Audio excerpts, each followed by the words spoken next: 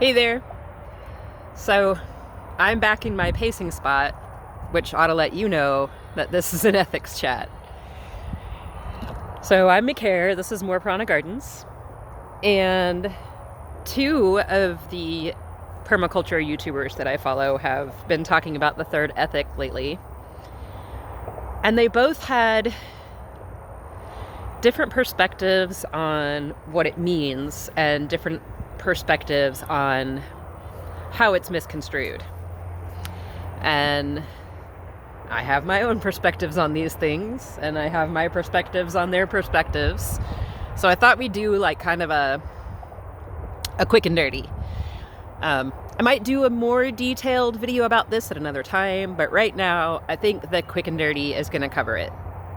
So,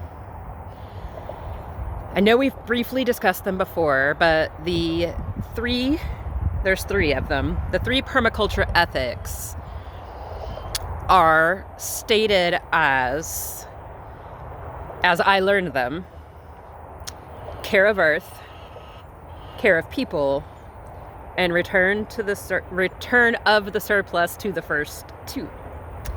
So this one is the one that gets kind of iffy. Now, I don't know if it was for easier memorization or to be catchy or exactly what, but it became earth care, people care, and fair share. And the fair share is the part that really stirs people up. So I did a little digging, not tons because we're doing quick and dirty here, but apparently that third ethic originally pertained to limiting populations and limiting consumption so that we can make better use of our resources. And I don't think they meant, and I don't know, I don't live inside their brains and I never have, but I don't think they meant limiting population globally or, I don't know, I just take ethics in permaculture and the same with yoga philosophy and ethics to be, this is how I should govern myself. So population control would be, we all know those particular types of families that have been on TV who have double-digit kids and they're still counting. I wonder if those people can provide resources for their whole family without taking from others. And the purpose of permaculture is in part self-sufficiency, but it's also in part bettering the world and your community and your locality to the best that we can make it.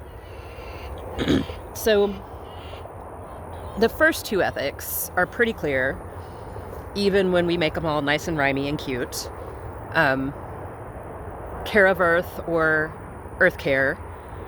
That would be like if all the planets were in an airplane and it was going down, we'd want to put the mask on the earth first, because if it dies, we can't have oxygen and water and grow our food and raise our families and all those good things. So care of earth or earth care. I'm fine with the rhymey thing on that part.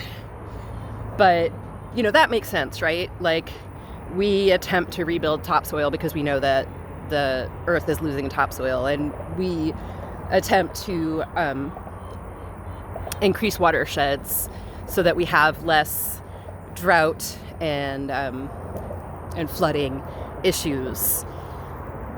Those things all make sense, right?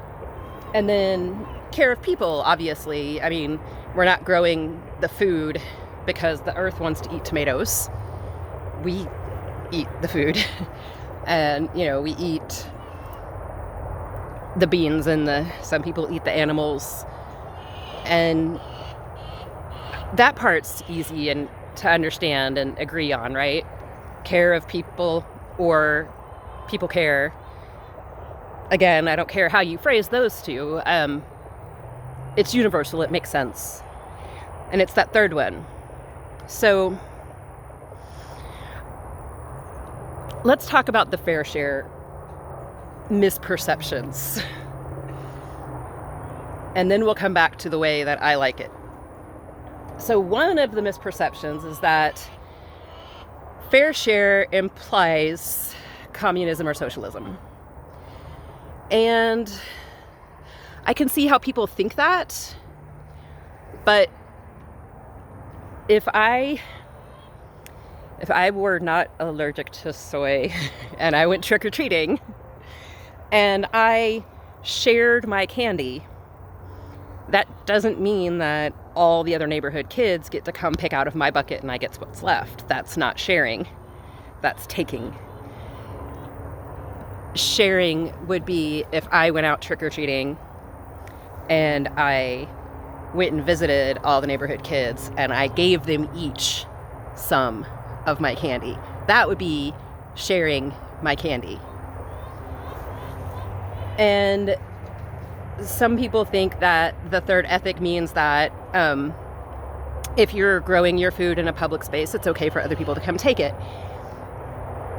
Now, I've told y'all before that the tomatoes that I grow on the backside of the fence, the berries that I grow on the backside of the fence, those are going to be for passersby. They're for neighbors. But I will have a sign up to that effect. I have had people steal food from my gardens before, and in some cases I was happy I had the abundance to share, and in some cases that meant that I didn't get to cook what I meant to cook that night. So it can be tricky, it can be rough, but I just hope that the people who stole my food needed it. You know, if they needed it, then that's okay with me. If they took it just to take, that's a little less okay. But neither communism, socialism, or stealing are what the third ethic is about, as far as I understand it anyhow. So what does the other wording, the wording that I use, mean? Return of surplus to the first two. So that means, since we're standing here in my pacing area, which happens to be the tomato yard, if I grow more tomatoes than I need, which I have done. So yesterday, a friend went home with a pint of tomatoes, and I will have tomatoes in the dehydrator soon. When my cherry tomatoes ripen, I dehydrate those and I use them throughout the winter and the spring, and anything where I would add canned tomatoes or something like in a soup or a stew where it can reconstitute. So yeah, I have a surplus of tomatoes right now, and I am sharing it with people, but I'm also sharing it back to myself through the winter by preserving it.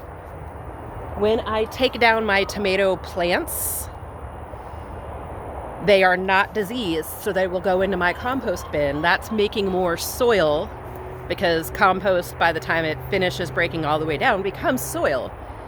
So I will be returning the surplus in the form of leaves that I'm not going to eat because those are solanase and you don't eat that, back into the compost, which will make soil, which is returning it to the earth.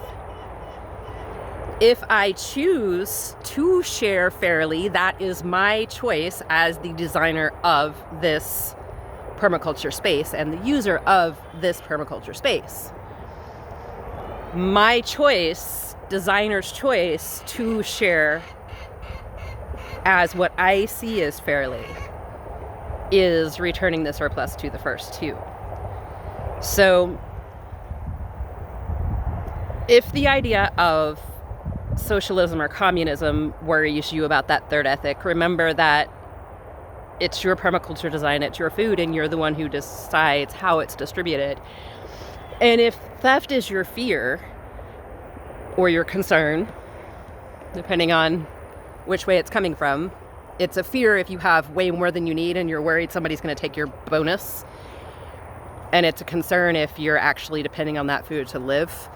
So that's why I separate those out. But if you're worry is that somebody is going to steal your food, then maybe you don't grow it next to a road without a barrier. Or maybe you put up a simple fence, or maybe you put up a sign that says private property, no trespassing. You know, it's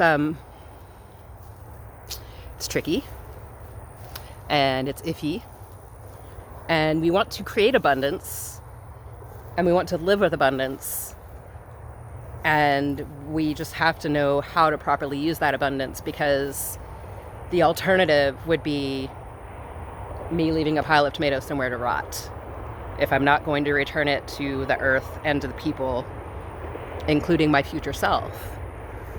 So, like I said, I might do a little more in-depth thing another time on all the ethics and how the third applies and all that good stuff, but for now, let this be some little brain candy to chew on and kind of think about it. What does it mean to you? What can you afford financially or time-wise or emotionally? What can you afford to share fairly? What is fair to you? What makes it fair? That's a tough one. So if 10 families are responsible for a chicken coop and they rotate days, and every day the family who takes care of it takes home the eggs, and the person who takes care of that for one particular family gets harmed. Maybe they're injured, maybe they're sick, maybe they just can't get out of bed. That definitely happens. Should that family get no eggs that week? Is it fair because they didn't contribute that one time? Or should they still get eggs because they contribute in the long term? It's all tricky. And it all requires a lot of thought. So my encouragement to you is just to sit down with these ideas.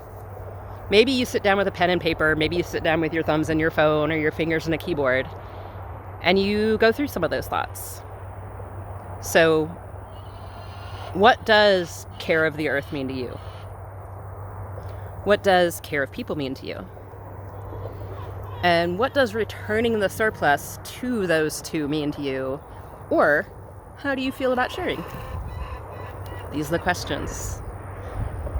I hope I gave you some starting points for answers and not necessarily the answers themselves, because this is for you to decide for you. You're the one who lives in your brain. You're the one who has to wake up every day being okay with your ethics.